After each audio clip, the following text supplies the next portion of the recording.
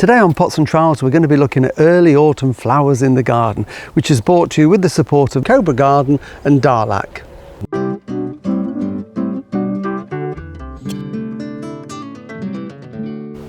Hello and welcome to Pots and Trowels. Well, today we're going to talk about some early autumn flowering perennials which are great for adding colour and interest to the garden. Many of them, like this eupatorium, also attract bees and pollinating insects. So we've come to the garden of some friends of ours, Jenny and Malcolm, so I'm going to have a wander around the borders, have a look at some of the plants and then catch up with Malcolm.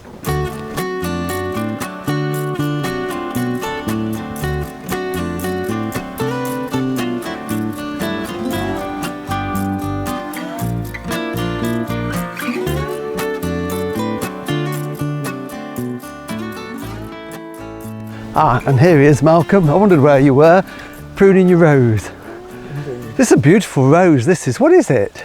It's a China rose, Rosa mutabilis, an original species rose, I think, Martin. Right, and does this flower for a long period? Absolutely beautiful, twice a year, and it's got this beautiful, it's just coming through for its second flowering now. But it's a bit of a monster rose, isn't it? It's just one plant. It's a big rose, yeah. And obviously you're just doing a little bit of deadheading just to keep it flowering. Yeah. So just tell us very quickly then about the garden, because you've got some beautiful plants in here, and I know you've got one or two unusual things. So what was the plan when you set about doing it? Well, it's the wrong shape to start with, isn't it? It's sort of long and thin in the wrong way. It would be better if it was longer out there.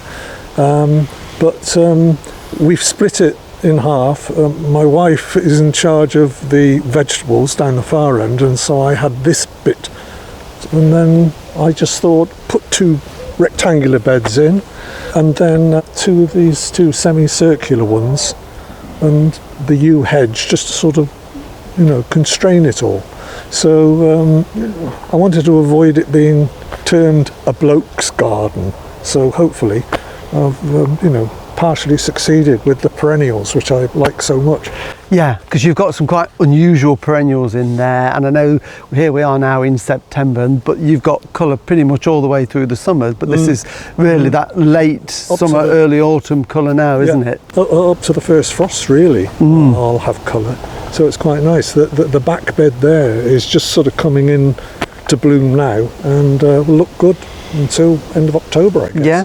So then the big winter job, of course, is cutting pretty much everything down. That is a big job, but it all gets put through a shredder, and we put it in a hot compost bin, which Jenny's in charge of, and she then digs it into her vegetable beds.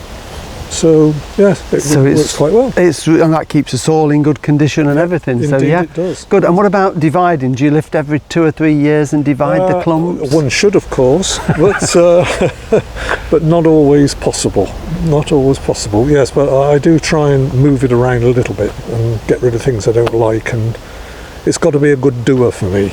Yeah. Well, they look like they're doing very well, so I'm going to have a wander around. Help yourself. Put together a little shopping list, and so when you are doing some more division, Indeed. I know where to come. You know where to come. Thank you, Malcolm. Fine. Okay. I'll go back to yes, you get back to your pruning, yeah. Okay. So this is one of Malcolm's long borders here, and he's got the yew hedge around it, and this is a really good doer, this one here. This is one of the perennial sunflowers, Helianthus. This is called Lemon Queen. As you can see, here we are, first week in September, and it's really only just starting to flower, and this is going to carry on because there are loads and loads of buds, so this will go on for at least another month, and just beautiful flowers, great for attracting bees and pollinating insects. So, and as we wander around here, we've got all sorts of things now that are just starting to flower for us. On this border here, we've got the lovely crocosmia, this really deep red crocosmia. Isn't that beautiful there? Just got a few raindrops on there. Really wonderful, bright flowers there, just to add colours. And that's one of the things that Malcolm has done here. He's mixed the colours together. He's got the blues and the yellows all in there. He's got some really nice, tall phlox here. Again, these have been in flower for a long time. And looking really, really good they are. And then we've got another one of the perennial sunflowers here, quite a tall one, gets to about 4 feet tall. This one is Miss Mellish, more of a golden yellow there, and a bit of a twist, a curl to these petals there. Totally hardy, And the great thing about this one is it's got really stout stems, so it doesn't need any support at all. So I'm going to have a look now over the other side.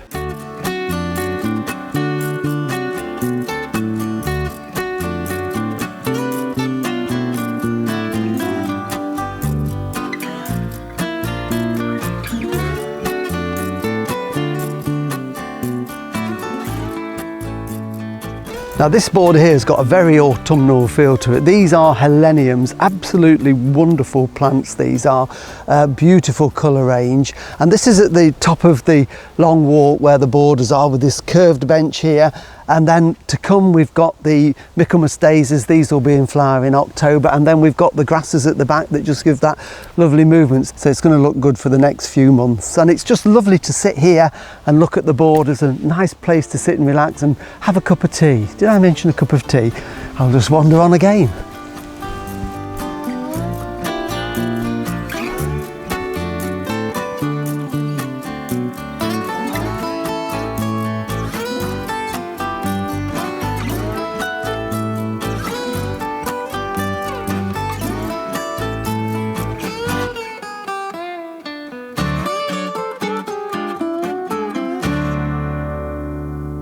Malcolm mentioned his yew hedges, and he's planted them in a curve, so at either end of the block there's this semicircle of this yew that is allowed to get to about 3 feet tall, and they're just filling out now, and it just encloses everywhere and it adds that little bit of movement so you can wander around and discover more plants. And one of my favourites that's planted at the end here is this one. It's commonly known as the Russian sage. Its Sunday name is Perovskia atriplycifolia, which is a bit of a mouthful, I must admit. It's treated like a herbaceous plant. You can cut it right the way down. It does get a little bit woody at the base, sometimes known as a sub-shrub, but you can cut it down in the spring. It will burst into life and you get this really ferny, lovely glaucous foliage there. And then of course what it's really grown for, these magnificent spikes of flowers, this lavender blue, that are amazing. And when you get a bit of sunshine, late summer, early autumn, it just absolutely buzzes with the bees. In fact, there's a bee just there trying to find a little bit of late nectar on there. Now on this bed we've got whites and blues. Malcolm's got, in this one here, he's got quite a lot of agapanthus that are doing really well in this sunny position, so lots of colour with those. Also likes his echinacea.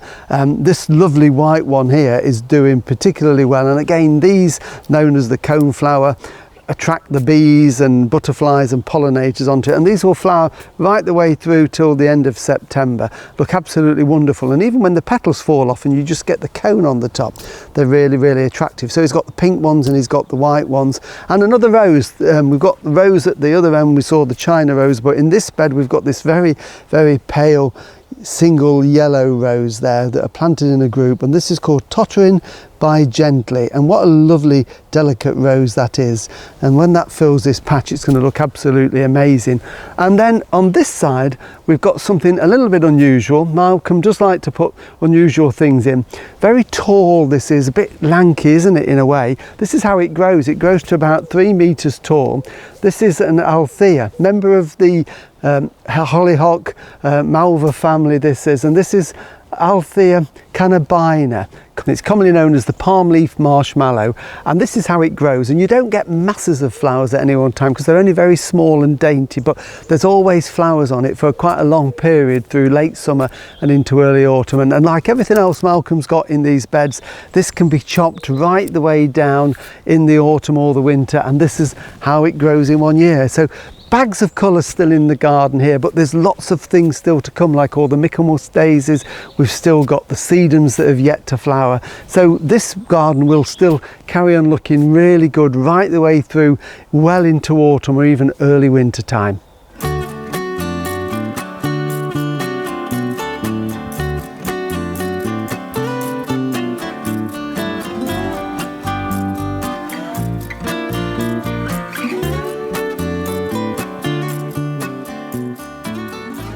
Thank you for watching Pots and Trowels, and I hope that's encouraged you to get some late flowering perennials in your garden. Next week we're going to be in the veg garden doing a bit of harvesting and sorting out the compost heap, so we'll see you then. Bye.